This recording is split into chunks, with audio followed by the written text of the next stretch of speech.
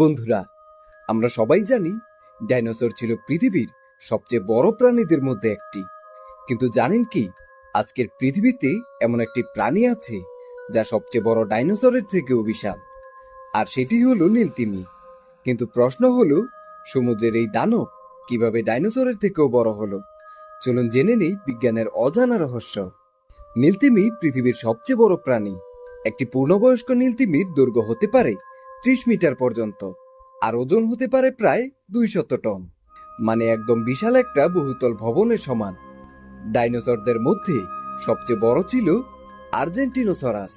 আকারে লম্বা হলেও ওজনে তারা নীলতিমির মতো এত ভারী ছিল না।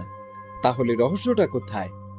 বিজ্ঞানীরা বলেন, স্থলভাগে থাকলে এত বড় শরীর টানা সম্ভব হতো না, কিন্তু সমুদ্রে ভেসে থাকার কারণে ওজনের চাপ শরীরে পড়ে না, পানি তাদের ভর সহ করে।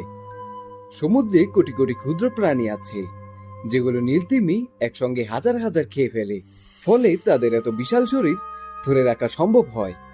বড় শরীর মানে বেশি চর্বি জমিয়ে রাখা যায়, যা ঠান্ডা পানিতে তাদের বেঁচে থাকতে সাহায্য করে। অদ্ভুত ব্যাপার হলো, কোটি কোটি বছর আগেও পৃথিবীতে ডাইনোসররা শাসন করেছে, কিন্তু আজ তারা নেই।